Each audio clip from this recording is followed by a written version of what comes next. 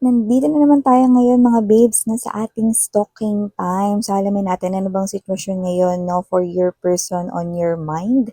So yun yung ating aalamin. No? So let us see what do we have here. Pero syempre, bago nyo gawin yan, no, ay bago tayo magsimula, no, pwede nyo isipin ang inyong person's face no, sa inyong mind ngayon or while I'll do the shuffling. Yan, no? And also, please, tandaan ninyo, wala tayong gender dito sa babae, lalaki, LGBT, lahat welcome. Pwede rin i-switch yung mga roles dahil possible talaga magkapalit-palit dahil isa itong general reading and at the end of the day, lahat kayo ay may free will na free nyo pong gamitin anytime, anywhere. So let's go ahead and check the situation here for you guys. Tell me something about this person here sa mind ng aking collective individual. Thank you so much, Archangel Michael, together with the angel guides, para sa palagiang presence ninyo sa aming readings. Tell me something about this person here.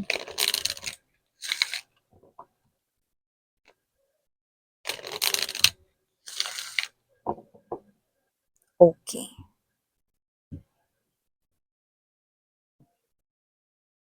We have here the energy for you guys of the mature woman. You could be older than this person here but doesn't have to be. There could be an age difference right here pero pwede rin namang iba. Pwedeng height difference, skin color difference, no? Or pwede rin naman na mga pagkakaiba sa inyong pag-uugali, no? But with the number 6, it looks like, no? Dalawa na kuha ko dyan. One, yung iba sa inyo, pwedeng meron kayong anak sa kanya, no?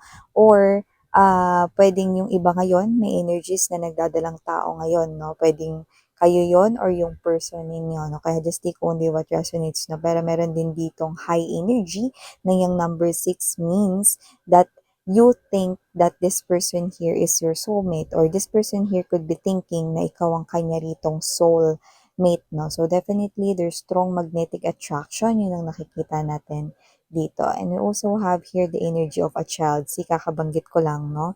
Yung iba pwedeng may anak kayo sa kanya dito, no? Or you feel young, no?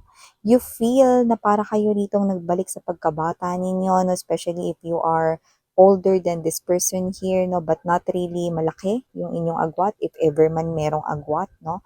But the child in here, no, feels like na yung iba, yes, meron kayong anak sa kanya or gusto niyo magkaroon rito, no, ng family with this person or this person here could be thinking, no, ng inyong anak, no, or magtayo ng family here with you guys, no, like ikaw yung magiging nanay or tatay ng kanya ritong mga anak, no.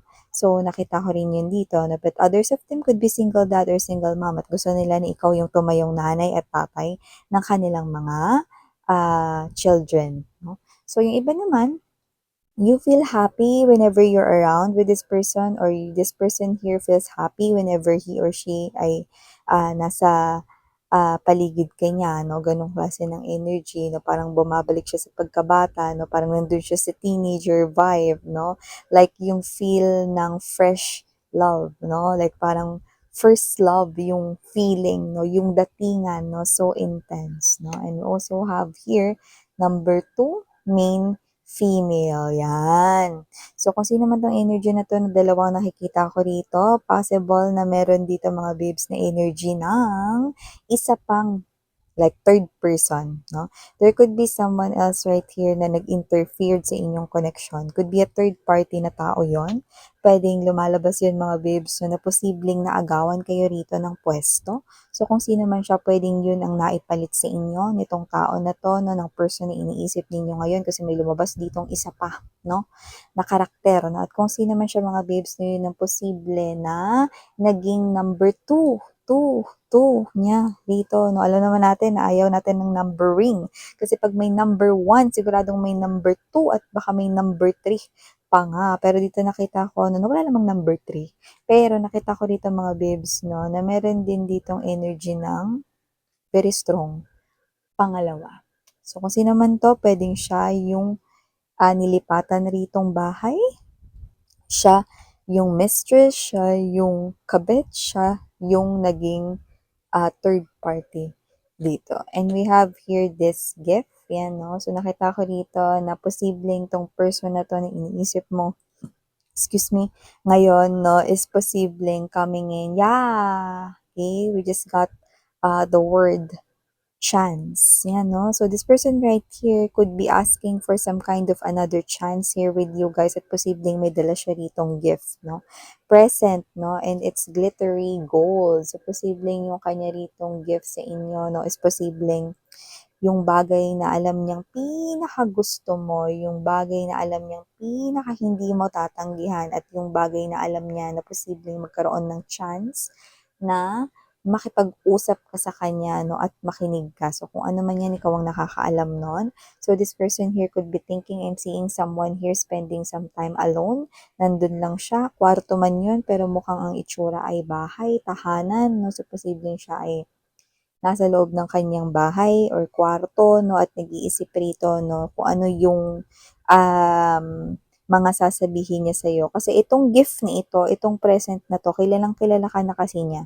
So, alam niya ng mga babes no rito kung ano yan, no, na bagay na alam niyang gustong gusto mo at hindi mo matatanggihan. For some reason, nakikita kong mamahalin yan, no, or yan yung bagay na medyo rare, medyo mahirap hanapin or whatever. Pero, alam niya kung saan makakakuha niyan, ano. So, my throat, no, is really reacting right now. My throat chakra, no, is really reacting right now. So, definitely, this person here could be practicing a lot. Ano yung sasabihin sa'yo na, now, we have the message of concern. Yan, no. So, nakita ko dito na kung sino man tong energy na to, possible na meron ditong pag-aalala sa kanyang energy. Possible na meron siya ritong nabalitaan about you, no? Kaya parang nagkakaroon rito ng delay. So, nakita ko rito, no, na may nagbago sa plano, may parang pumagit ng plano rito, no? At kung ano man ito, it's a form of communication because a message is a communication, isn't it, no? So, nakita ko rito na posibleng may nagpipigil. Pwedeng may anak siya with the third party or magkakaanak siya sa third party niya, no? At nakikita ko rito, no, na yung iba sa kanila is posibleng may third party talagang very evident dito. No? So, pwedeng pinipigilan rin siya ng third party, no, na wag kayong magkausap na dalawa, no. More likely pagpipigil, no. Kung wala man silang anak nito, no, pwedeng nag-a-act like strangely or parang nag-a-act like a child. Parang nagtuthrow ng tantrums, no, yung third party para mapigilan siya, no. Ulitin ko lang, hindi po yun ague. Kasi ang aegyo po, no, ay pagpapakyut, no, yung sa Korean, no. Hindi yun ganun, no. Etong ginagawa ng third party ay malinaw na throwing tantrums, no, like a child, no, yung parang, ayoko niyan, mommy, ayoko niyan, yan, no, parang ganun, no, ganun. Ganun, umaas na ngayon yung third party, na parang, sige, pag umalis ka, yan, no, may mga ganong klase na energy. Sige, subukan mo lumabas sa pintuan na yan. Pag humakbang ka dyan at lumampas ka dyan, yan, no, may ganon, di ba? May pagtithreaten, di ba? So, may ganong klase ng energy. So, meron din tayo dito, Tiff, Yalo Katatsi. Kasi yung iba sa kanila pwedeng naagaw lang dito, naagaw niya yung atensyon ng person mo way back before or nung nakaraan, no? And now, this person here is nakikita ko napapagod siya, no? Kasi sinusubukan niya ulit agawin with the thief dito, no? Ang atensyon ng inyong person, no? Kasi ang totoo talaga, nag-aalala talaga itong third party, no? Natuluyan na siya itong iwanan ng ex-person mo, no? Kasi nga nakita ko dito that your person here, no, with the word chance, na very strong nating nakuha kanina, okay, I'm picking up na muli itong nagbabalik sa'yo. Ano? Okay? Magbabalik sa'yo nang walang kalaban-laban. You know? Walang kalaban-laban talaga. Kasi parang yung energy ng person mo rito, no, is yung energy niya rito lumalabas bilang parang hindi niya makontrol. Di ba when we say walang kalaban-laban, kahit na pinipigilan mo kontrolin yung feelings mo, sometimes pag sobrang taas ng feelings mo, wala kang nagagawa kundi magpatangay na lang dito, di ba? And bottom of the deck, si wealthy man. So, nakita ko dito na itong wealthy na to, no, hindi yan literal na yumaman na ang ex mo. Pero ito, ibig sabihin nito, ito yung energy yung gusto niyang tapakan, no? Di ba? When we say health is wealth, no, para mas maintindihan ninyo, kaya yun yung gagamitin ko na example, no? Health is wealth, no? Gusto niya kasi manumbalik dito yung mawala yung stress niya, gusto niya rito parang umayos yung well-being niya, gusto niya rito na mapahinga yung isip niya 'no. So, puwedeng puro toxicities ang kanilang samahan at sitwasyon, puwedeng puro rin pag-aaway 'no, at siyempre nakakaapekto rin 'yun sa health ng isang tao 'no. So, gusto na ulit na maging healthy nitong person mo in mind, body, and heart 'no. At nakikita ko rito 'no, that with the number 13 when you add it, 1 plus 3, what will you get? 4.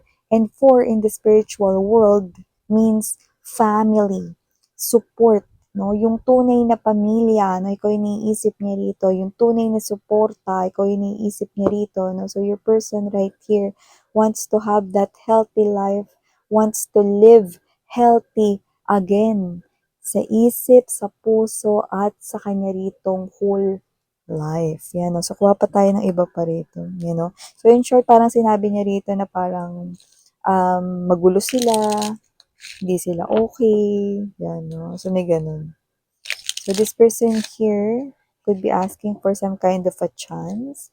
So tingnan natin kung deserve niya ba yung chance kung bibigyan mo siya. Okay.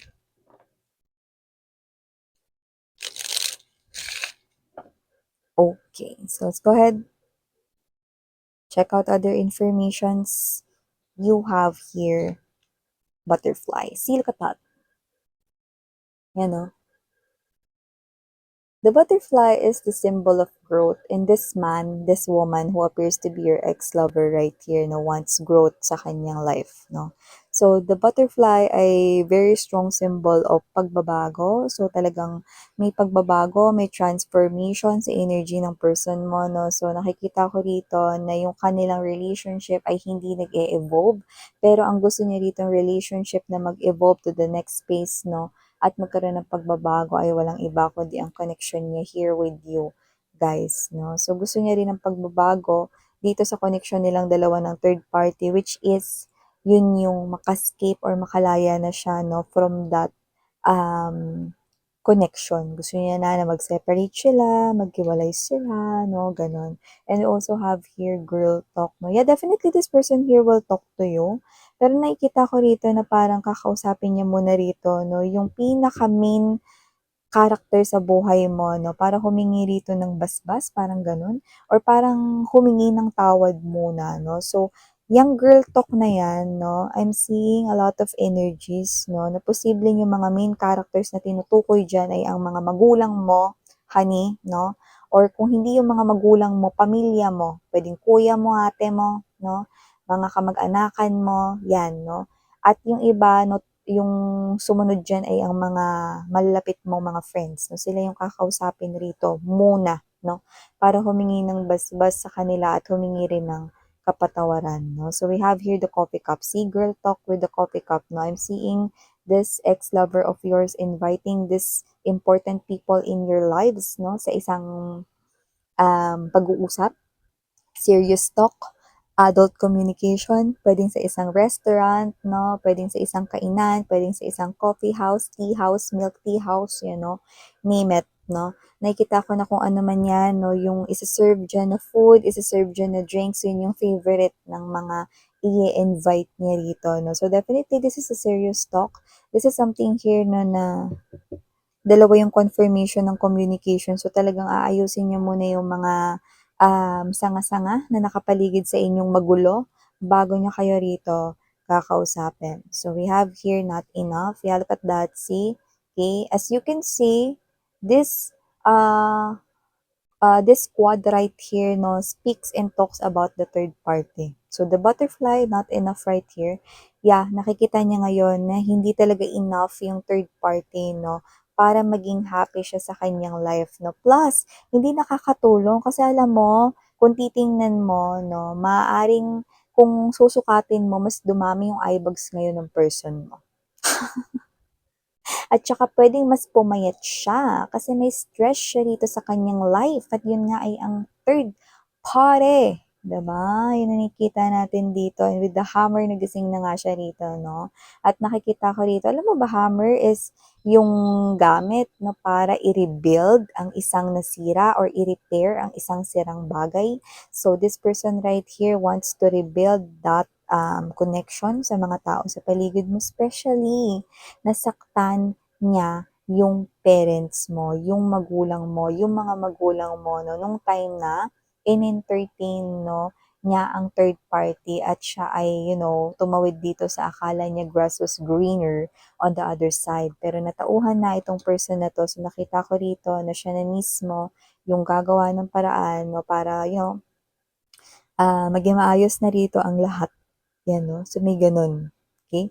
So, we also have here the axe, 'yan 'no. So, the talk has something to do with the betrayal. Okay? So, the talk has something to do with the breakup, with the separation, at kung bakit natigil ang lahat ng sa inyong dalawa, no? Pero, yun nga, no, isa itong klase ng paghingi rin ng basbas, no, sa iyong mga magulang, sa iyong mga loved ones dito, no, para muli ulit buhayin yung koneksyon, no, na posibleng siya rin mismo yung pumatay. Pero yun nga mga babes, no, nakita ko rito na hindi madali na makukumbinsi ng taong ito ang magulang or ang mga taong malalapit sa iyo.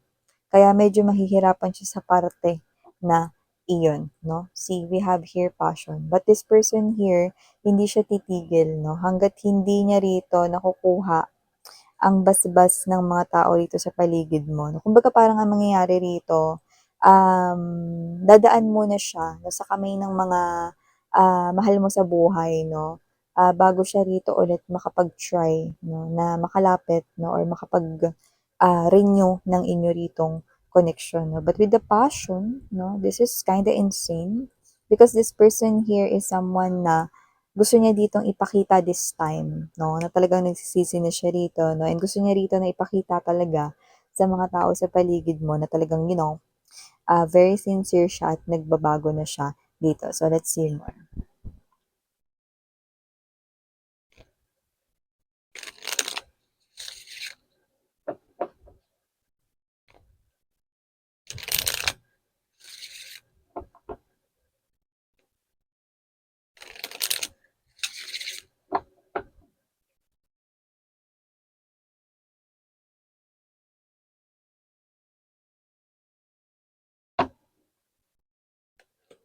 We have here, keep an open mind. Your soulmate may differ from your usual type and expectations. Ayan.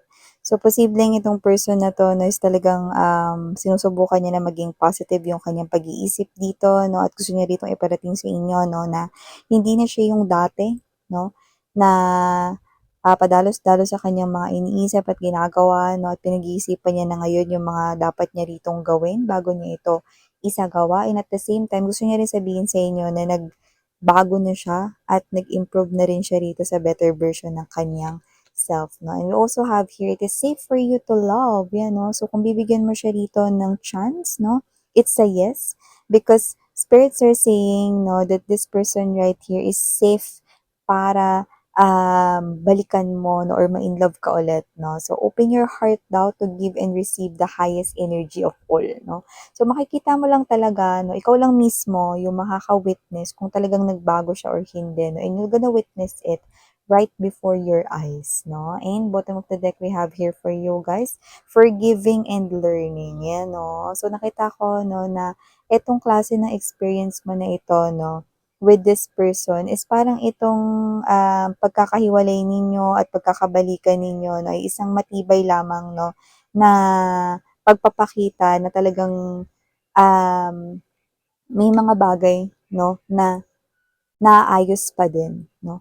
At may mga, hindi lahat ng mga bagay na nasira ay hindi na pwedeng mabuo. Oo, pwedeng meron ng lamat yun or whatever, no? Pero dito kasi sa inyong case, no, I am not a judge right here, no? And without any judgment, your feelings are all valid, no? But sumagot na si universe dito, forgive, and lahat ng natutunan dito sa connection na to no, is magagamit para ipagpatuloy at maayos ulit no, ang isang samahan kagaya na lamang ng kung ito man ang iyong sitwasyon. So, yan mga babes, muli ako ang inyong Yana on ni Sarang Hiyo, Love in Light.